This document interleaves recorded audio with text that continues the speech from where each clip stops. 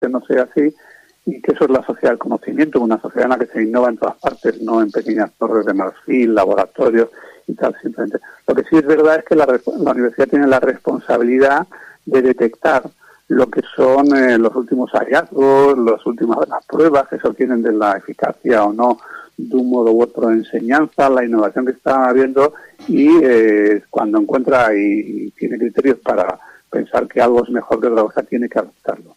Y esto es lo que tiene que hacer, ¿no? Y lo que yo creo que se está empezando a hacer.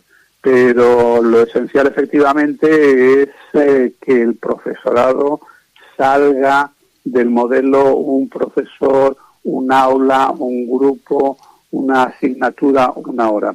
Hay muchas maneras de salir, pero es verdad que a mí me parece que la que marca un punto de inflexión de manera muy sencilla, o relativamente sencilla en comparación con otras, es cuando se tiran las paredes entre dos aulas y la pared de pladur entre dos aulas, y un grupo pasa a ser doble con 2 o 3 profesores. Sí, sí, y entonces en ese momento, con codocencia, pues ya pueden hacer otras cosas, porque uno puede hablar al conjunto y otro a un grupo, pueden reconfigurar en todo momento el espacio. Es decir, eliminar ese pequeño problema de las 4 paredes, no pequeño, ese tan simple problema de las 4 paredes, y el profesor en solitario, creo que abre muchas posibilidades. José Ramón, sí. Sí, bueno, eso es una experiencia fantástica que además yo he puesto en práctica en los centros en los que he estado como director, ¿no? Es decir, realmente el unir las dos clases cambia por completo ya de 30 a 60 alumnos. De 30 a 60 o de 25 a 50, que hay 2 profesores o puede haber un profesor de apoyo, pero es verdad que eso ya cambia por completo. Y luego pues, también permite cambiar más la configuración, porque al final las aulas pues todas son muy justitas para esa cantidad de alumnos. Pero una pregunta, sí. Señores, José Ramón en este caso, y luego Mariano Pontón o Mariano Fernández Enguita, ¿esos profesores o tutores que deberían estar ahí deberían ser multidisciplinares? En secundaria deberían ser multidisciplinares, con lo cual ya nos meteríamos en un trabajo más de proyectos que de una materia concreta. La vida es multidisciplinar, es decir, no existe la física concreta, o es decir, cuando uno va a trabajar en una empresa, trabaja cosas de física, cosas de matemáticas, escribe y es por tanto hace lengua y lee artículos en inglés. Eso de alguna manera también tendríamos que llevarlo a un aula de secundaria. Hay muchas opciones en eso, porque la más conocida es coger los 2 grupos de una línea y fundirlos, ¿de acuerdo? Pero hay otras fórmulas, por ejemplo, cuando se juntan los 2 cursos de un ciclo. No se olvide que en España, en principio, la unidad es el ciclo todavía, y eso se puede hacer, y a veces se ha hecho con más de 2 cursos. Y sí. Hay otras fórmulas que vemos mucho por ahí, que son los proyectos STEM, STEAM, etcétera, en los que simplemente se juntan grupos y profesores de distintas asignaturas. Incluso en el caso de la primaria, que es el más sencillo y donde efectivamente los maestros son multiuso, por así decirlo, bueno, el tener 2, 3 profesores en un aula implica que ya no necesitas que sean clónicos. Y por lo tanto puedes reunir en un grupo, un gran grupo de estos, en una hiperaula, pues a uno que está más especializado, yo qué sé, en autoescritura, otro en inclusión, no lo sé, eso ya lo que tenga cada centro y las posibilidades que tengan, pero se pueden complementar cualificaciones, ¿no? Además no es un drama cuando un alumno tiene un problema, porque hay otro profesor o más que pueden ocuparse del resto, y no es una crisis cuando un profesor coge una baja o se traslada del centro, porque hay otro u otros 2 o más que mantienen la continuidad. Entonces eso me parece esencial en estos casos. Sí, y además se atiende mejor la diversidad. Porque los profesores suelen entrar en pánico a veces cuando... No decía que los profesores a veces cuando piensan en no estar solos entran en pánico, pero eso es solo una primera reacción que se disipa, porque después la situación es muy confortable. De hecho, en las encuestas TALIS de la OCDE, el profesor español se queja siempre de que nadie le dice si lo hace bien o lo hace mal, no tiene ningún apoyo, no tiene feedback, no tiene retroalimentación, no ha tenido un proceso de iniciación, etc. No se enriquece con la crítica constructiva, con las aportaciones, con trabajo en equipo, porque al final el trabajo de equipo es lo que hace enriquecer. Señor Pontón. Sí, yo creo que adicionalmente todos estos cambios que está habiendo en la forma de educar, esta unión de aulas, estos espacios comunes, pues genera una necesidad de cambio también en los espacios educativos. Y esto es otro de los temas que creo que son claves, ¿no? En este cambio en el modelo de educación. nosotros lo que estamos generando al desarrollar el colegio, de hecho estamos abriendo ahora un colegio en Valterna, en la zona de dentro de Paterna, y lo que estamos haciendo es justamente un rediseño de los espacios, donde cada uno de los espacios está concebido de una forma diferente a la tradicional.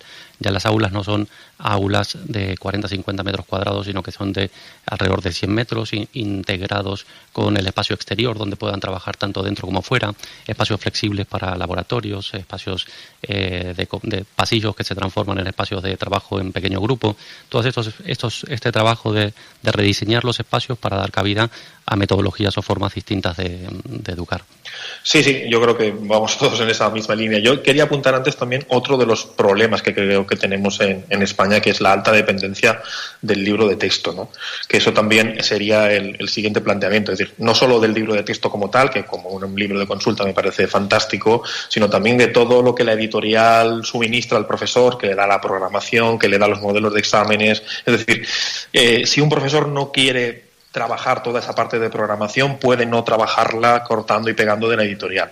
Y eso le resta, yo creo que es una de las partes clave del profesor, que es programar realmente su materia. Es decir, él tiene unos objetivos y unos contenidos que tiene que conseguir y tiene una realidad en su clase y tiene que llevar esa realidad a esos objetivos y esos contenidos. Y eso no se lo da un modelo editorial, sino que se puede apoyar en él, pero no se lo va a dar como tal, ¿no? Entonces, yo creo que es importante también eso, el hecho del cambio del espacio te lleva también al cambio en tener que programar actividades diferentes, en individualizar más, en hacerlo para los distintos grupos y niveles del aula. Yo creo que ese es otro de los inconvenientes, ¿no?, que tenemos aquí. Es decir, que si nos vamos a un colegio, muchas programaciones que están hechas y que deberían ser la hoja de ruta del profesor, en realidad es una copia literal de una programación de una editorial, sirva, ¿no?, como guía, pero no como Biblia. Claro, efectivamente. Yo creo que eso también es el otro cambio fundamental. Pero que no matemos al libro de texto, no me mate a los editores ni a las empresas. No. Si yo no digo que el libro no tenga sus ventajas, ¿no? Pero bueno. Alguna tendrá, ¿no, José Ramón? Alguna tendrá. Dígaselo, señor Fernández Enguita. Dígaselo, señor Fernández. No, yo tampoco. A ver, hombre, alguna tiene una ventaja, y es que el libro de texto es una especie de seguro contra los peores profesores. Es decir, por debajo de lo cual es difícil descender, pero los hay mucho mejores que un libro de texto. Y además tengo que decir, yo he tratado, porque hicimos una investigación hace un par de años sobre el acceso a los recursos digitales en educación y tal, y entrevistamos a muchos editores de libros de texto, entre otras cosas, y tengo que decir que los primeros sorprendidos de lo que dura el libro de texto, aunque estén encantados con ello, son ellos mismos. Es decir, por ejemplo, los editores hace tiempo que tienen casi el 100% de su material digitalizado, y no solamente convertido en un PDF, sino incluso enriquecido, ¿no?, con acceso a otros recursos, pero solamente venía el 16% hace un par de años, ¿no? Y ellos además se preparan para un contexto en el que no haya libro de texto, sino que lo que haya es un entorno digital en los centros, pues que también necesitará apoyo, recursos, consultoría, etcétera, etcétera. O sea que el libro de texto, bueno, pues es parte de ese modelo del 17 o el 19. Por cierto, que quien inventó el aula, o por lo menos quien la formuló, no la inventó, pero la formuló de manera sistemática como ello, era un absoluto admirador incondicional de la imprenta. Y él se imaginó que iba a imprimir los alumnos. Y Cosío llamaba a ese aula que tenemos, y esa manera de enseñar, que es la transmisión y tal, la llamaba estampación, de estampar como se estampa un tejido o una imagen en una camiseta. Para eso ha llegado la 3D. Ya no puede durar. Para eso llegan las impresoras 3D, para cumplir ese sueño.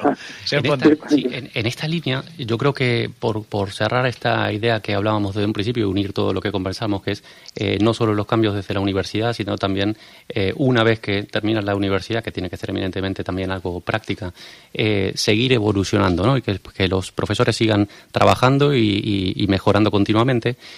Una de las formaciones que para nosotros es clave, que es la formación Montessori, exige a cada uno de los profesores formar su propio álbum. Tienen sus álbumes en función de las áreas de desarrollo y ellos tienen que escribir sus propios, llamémosle, libro de texto, ¿no? Que no son de texto, sino que son todos los ejercicios prácticos que tendrán que trabajar los niños para desarrollar todas las áreas curriculares.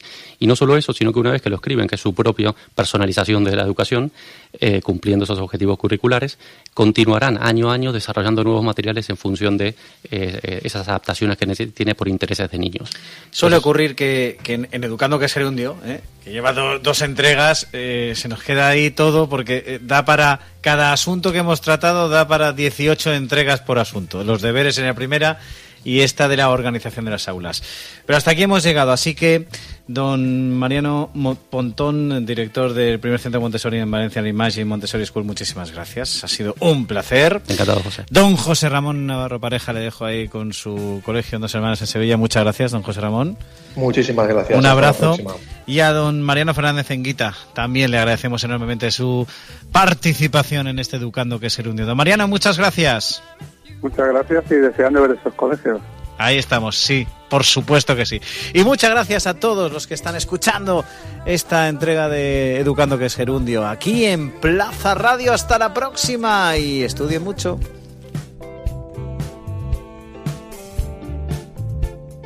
Escucha todos los programas en plazaradio.es y en valenciaplaza.com. Suscríbete a nuestros canales en Apple Podcast, Spotify, iVoox y Google Podcast. Descarga la skill para Alexa de Plaza Radio o envía un WhatsApp al 605 66 36 70 para recibir cada nuevo episodio. También puedes seguirnos en Facebook, Twitter e Instagram.